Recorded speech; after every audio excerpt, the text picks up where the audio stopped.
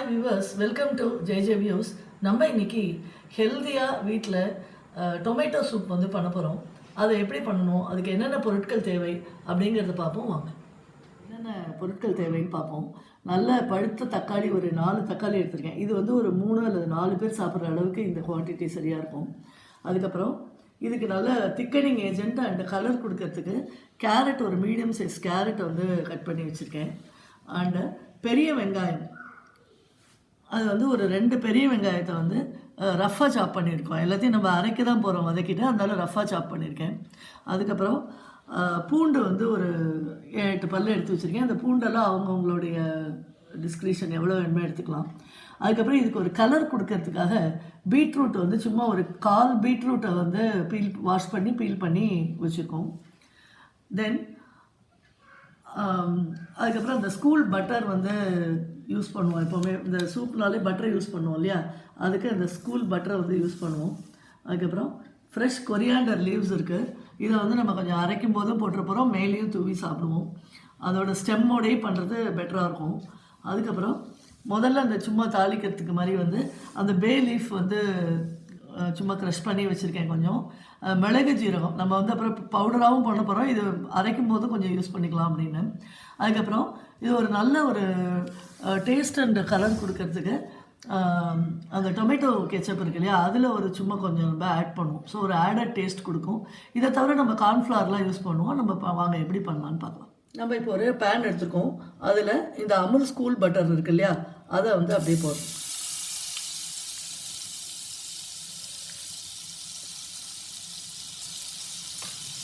ரெண்டு அமுல் ஸ்கூல் பட்டரையுமே நம்ம வந்து போட்டுற போகிறோம்.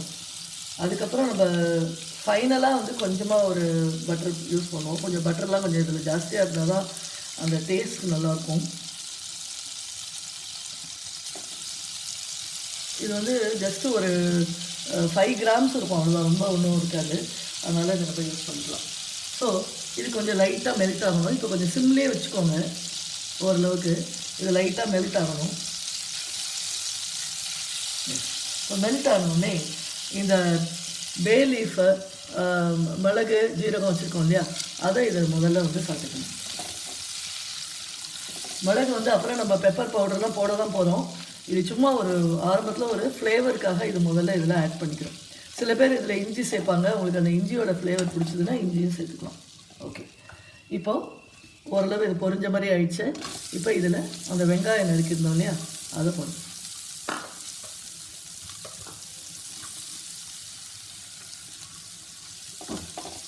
இப்போ நம்ம வந்து ஸ்டவ்வை வந்து ஃபுல் ஃப்ளேமில் வச்சுக்கலாம்.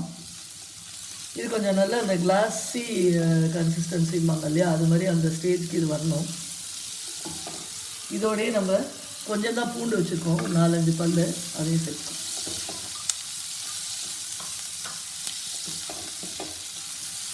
இப்போ வந்து நல்லா கொஞ்சம் இது அது பச்சை வாசனை கொஞ்சம் போகிற அளவுக்கு இதை வந்து நல்லா வதக்கி வச்சுக்கணும்.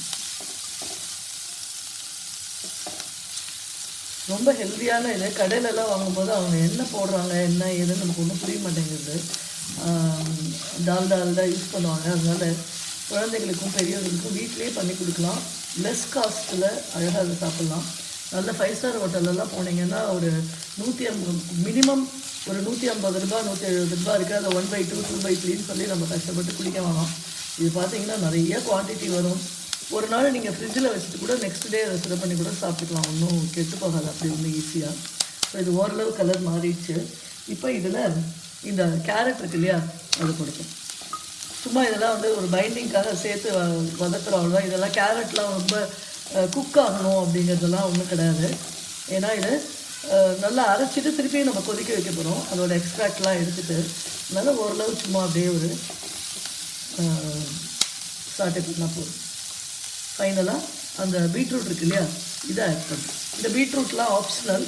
இது பீட்ரூட்லாம் இல்லைன்னா என்ன பண்ணலாம் அப்படின்னா, அந்த கலர் ஃபுட் கலர் வந்து யூஸ் பண்ணிக்கலாம். அதுக்கு பதிலாக நம்ம பீட்ரூட் குழந்தைங்களுக்கு எல்லாம் அதில் 2-3 கேரட் பீட்ரூட்லாம் வெளியிலே தெரியாத அளவுக்கு உள்ளே போயிடும் அப்படிங்கிறதுனால நம்ம அதை வந்து யூஸ் பண்ணுறோம். அந்த கேரட் பீட்ரூட் ஓரளவு நல்ல அந்த நெய்யில் அதில் வந்து நல்ல க்ரீஸான அளவுக்கு வந்தால் போதும். ஓகே, ஓரளவு நல்லா வதங்கிடுச்சு. இப்போது இந்த 4 டொமேட்டோ எடுத்து வச்சுருக்கேன். அதில் அந்த டொமேட்டோவை அப்படியே அதில் போட்டுட்டு எல்லாத்தையும் சேர்த்து ஒரு மாதிரி பைண்டிங்காக வந்து இது பண்ணணும். இந்த டொமேட்டோவோட பச்சை வாசனையே போகணும். ஒரு 5 நிமிஷம் நல்லா கரட்டி விட்டுட்டு கொஞ்சம் தண்ணி கொஞ்சமாக லேசாக ஊற்றி கொஞ்சம் மூடி போட்டு அப்படியே குக் பண்ணோன்னா நல்லா கொஞ்சம் மேஷி கன்சிஸ்டன்சிக்கு இந்த டொமேட்டோ வந்துடும். ஒரு 5 மினிட்ஸ் நல்லா இதை கொதிக்க தட் இஸ் வதக்கணுன்னா போதும். ஸோ இது சீக்கிரம் வதங்கிறதுக்கு ஒரு டிப்ஸ் என்ன அப்படின்னா, இதில் கொஞ்சம் சால்ட்டு நம்ம ஆட் பண்ணணும். கொஞ்சம் சிம்மில் வச்சுக்கோங்க. சிம்மில் வச்சுட்டு இதில் கொஞ்சம் சால்ட் நம்ம ஆட் பண்ணணும்.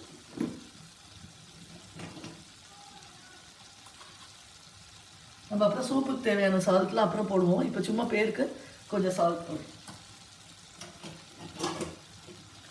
அதே மாதிரி இப்போ அந்த காரம் அப்படின்னு சொன்னால் இதில் வந்து என்ன இப்போ நம்ம சேர்த்துருக்கோம் அப்படின்னா, எதுவுமே இப்போ சேர்க்கல, காரமே இதில் சேர்க்கலை. வெறும் பெப்பர் கொஞ்சோன்னு போட்டிருக்கோம் இல்லையா, அந்த காரம் தான் இருக்குது.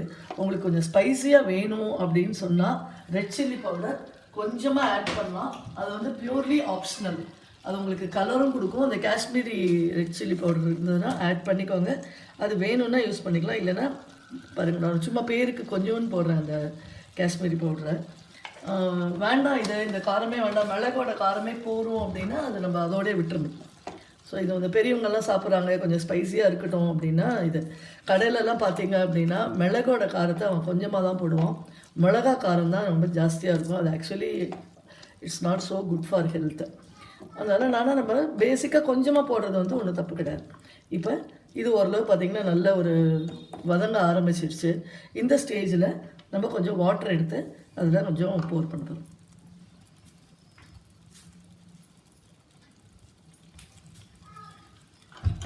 ஸோ இப்போ இதில் ஓரளவு நல்ல ஒரு 1/4 லிட்டர் அளவுக்கு வச்சுக்கோங்களேன். அந்த அளவுக்கு வாட்டர் போடுறோம். ரொம்ப இப்போ வாட்டர் வேண்டாம், ஓரளவுக்கு இதில் வாட்டர். இது கொஞ்சம் ஒரு நல்ல ஒரு வெந்த மாதிரி ஆகட்டும் அப்படிங்கிறதுக்காக இந்த அளவு வாட்டர் போகிறோம். இதை ஒரு சின்ன ஒரு லிட் போட்டு மூடி நல்ல ஒரு 10 மினிட்ஸ் ஹை ஃப்ளேமில் கொதிக்க வைக்கணும். இப்போ இதை நல்ல லிட்டு போட்டு ஒரு 10 மினிட்ஸ் இது வந்து குக் ஆகிருக்கு. பாருங்கள் எவ்வளோ அழகாக பிளெண்ட் ஆகிடுது, நல்லாவே இது வந்து குக் ஆகிடுச்சு. இப்போது இதை நம்ம ஆற வைக்க போகிறோம், ஆற வச்சு அரைக்க போகிறோம். அதுக்கு முன்னாடி அரைக்கும் போதே கொஞ்சம் கொரியாண்டர் லீவ்ஸும் போட்டு அரைச்சிடுவோம். ஏன்னா சில பேருக்கு அந்த வாயில் இது பண்ணால் பிடிக்காது. கொரியாண்டர் லீவ்ஸ் போட்டு ரொம்ப கொதிக்கவும், அதனால் இந்த அப்படியே சும்மா இப்போ ஆஃப் பண்ணுறதுக்கு முன்னாடி ஒரு நிமிஷம் அப்படியே கலந்து விட்டுட்டு இதை இப்போ நம்ம ஸ்டவ்வை ஆஃப் பண்ணிவிட்டு நல்லா வந்து ஃபேனுக்கு ஒரு 10 மினிட்ஸ் வந்து கம்ப்ளீட்டாக இது கூல் ஆகும். அந்த அளவுக்கு கூல் பண்ணுறோம். இப்போ ஒரு நல்ல ஸ்ட்ரெயினர் எடுத்து வச்சுருக்கோம். இந்த இதை வந்து அரைச்சது வந்து இங்கே ஒரு நிமிஷம் பாருங்கள். இதை வந்து மிக்சியில் போட்டு நல்லா ஆறின உடனே அரைச்சிட்டோம். நல்லா கெட்டியாக இருக்குது. ஓகே, இதை வந்து முதல்ல இப்போ நம்ம இந்த ஸ்ட்ரெயினரில் ஊற்ற போகிறோம். ஊற்றிட்டு அது மேலே அந்த மிக்சியில் வாஷ் பண்ணி அந்த தண்ணிலாம் இருக்கு இல்லையா, அதெல்லாம் கொஞ்சம் எல்லாம் ஊற்றி நல்லா வந்து ஸ்ட்ரெயின் பண்ணி வச்சுட்டு போகிறாங்க. சக்கை மட்டும்தான் அதில் பாக்கி இருக்கணும். அது மாதிரி நல்லா வந்து அதை வடிகட்டி எடுத்துக்கிட்டோம். கொஞ்சம் கொஞ்சமாக ஊற்றிட்டு நல்லா இப்போ ஒரு எவர்சிலர் ஸ்பூன் வச்சு நல்லா அப்படி இது பண்ணிங்கன்னா அந்த ஜூஸ் வந்து அப்படியே இறங்கிடும் நல்லா திக்காக.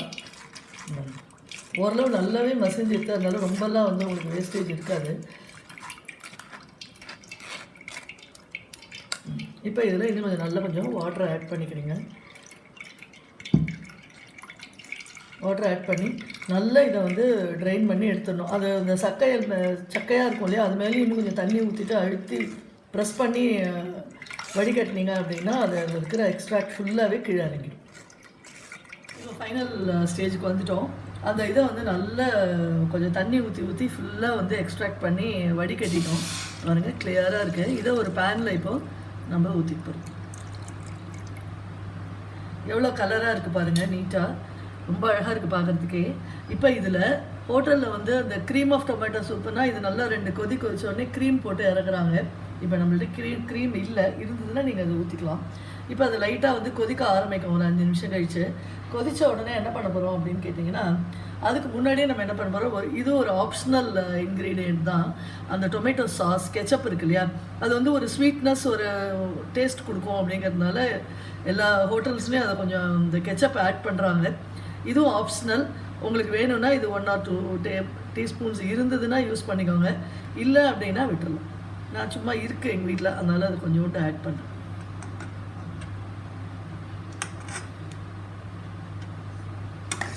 ஆட் பண்ணிட்டு அப்படியே கொஞ்சம் மிக்ஸ் பண்ணி விட்டுருங்க. அதை இந்த ஸ்டேஜில் இது நம்ம ஆல்ரெடி வந்து உப்பு போட்டுட்டோம் அதில், அதனால் உப்பு வந்து ஃபைனலாக சர்வ் பண்ணும்போது அவங்கவுங்க தேவைப்பட்டால் போட்டுப்பாங்க. இந்த இது கொஞ்சம் ஸ்வீட்னஸ் வேணுங்கிறதுனால துளிவுண்டு வந்து சுகர் இது போட்டு இப்போ நல்லா இது ஒரு 5 நிமிஷம் வந்து நல்லா கொதிக்கணும். பாயிலிங் கன்சிஸ்டன்சி இது வரணும்.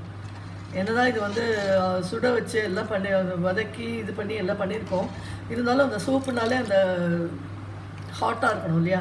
ஸோ அதனால் இது வந்து நல்லா வந்து கொதிக்கட்டும். கொதித்த உடனே கன்சிஸ்டன்சி ஓரளவு இப்போ நல்லா தான் இருக்குது. ஆனாலும் நம்ம கொஞ்சமாக என்ன பண்ண போகிறோம் அப்படின்னா கார்ன்ஃப்ளவர் வந்து போட்டு இறக்க போகிறோம். இப்போ பாருங்கள், இது நல்லா வந்து அழகாக கொதிக்க ஆரம்பிச்சிருச்சு. ஒரு 5 மினிட்ஸ் கொதிச்சிருச்சு போதும் இது இதோட. இப்போ வந்து அந்த கார்ன்ஃப்ளவர் ஒரு டேபிள் ஸ்பூன் எடுத்து அதை நல்லா தண்ணியில் கரைச்சி வச்சுருக்கேன், அதை வந்து இப்போ போட போகிறோம். போட்டுட்டு ஒரு நல்லா ஸ்டிர் பண்ணி விட்டுட்டா கொஞ்சம் திக்னஸ் கிடைக்கும். கார்ன்ஃப்ளவர் உடம்புக்கும் ரொம்ப நல்லது. அதனால் இப்போ இந்த ஸ்டேஜில் ஃபைனலாக என்ன பண்ணணும், இப்போ திருப்பி அகைன் கொதிக்க ஆரம்பிக்குது இல்லையா? இந்த ஸ்டேஜில் உங்களுக்கு ஃப்ரெஷ் க்ரீம் இருந்ததுன்னா அதை ஒரு நல்ல ஒரு 2 டேபிள் ஸ்பூன் அளவுக்கு போடலாம், ஹோட்டலில் இருக்கிற மாதிரி வரும். அப்புறம் நம்ம வந்து அதுக்கு பதிலாக என்ன பண்ண போகிறோம் அப்படின்னு கேட்டிங்கன்னா, திக்கான மில்க் இருக்குது இல்லையா, அதை கொஞ்சோன்னு போட போகிறோம். ஒரு அரை கரண்டி போட போகிறோம். மில்க் போட்ட உடனேவே வந்து லைட்டாக ஒரு கொதி வந்து நிறுத்திடும், இல்லைன்னா அது வந்து என்ன ஆகிடும்னா அப்படியே திரிஞ்ச மாதிரி ஆகிடும். அவ்வளோதான். இப்போ இதுக்கு மேலே கொரியாண்டர் லீவ்ஸ் போட்டு சர்வ் பண்ணிடணும். பெப்பர் அண்ட் சால்ட் வந்து அவங்கவுங்களோட டேஸ்ட்டுக்கு தகுந்த மாதிரி தே ஹாவ் டு அந்த இது மேலே சூப் பவுலில் வந்து அவங்க போட்டுப்பாங்க. அவ்வளோதான். இதை வந்து அழகான ஒரு சர்விங் பவுலில் ட்ரான்ஸ்ஃபர் பண்ணி கொஞ்சம் கொரியாண்டர் லீவ்ஸ் மேலே பெப்பர் கொஞ்சம் தூவிருக்கேன், salt according to the taste அவங்கவுங்க போட்டுக்கிட்டோம் அப்படின்னு சொல்லிட்டு சர்வ் பண்ணோன்னா அருமையான ஹெல்த்தியான டொமேட்டோ சூப் வந்து ரெடி ஆகிடும். மழை காலத்தில் இதை வந்து அடிக்கடி வாரம் ஒரு தடவை பண்ணி கொடுத்தோம் அப்படின்னா அதில் கேரட், பீட்ரூட் எல்லாமே இருக்கிறதுனால எல்லா இதோட குட் திங்ஸும் நம்மளுக்கு கிடைக்கும். தேங்க்யூ.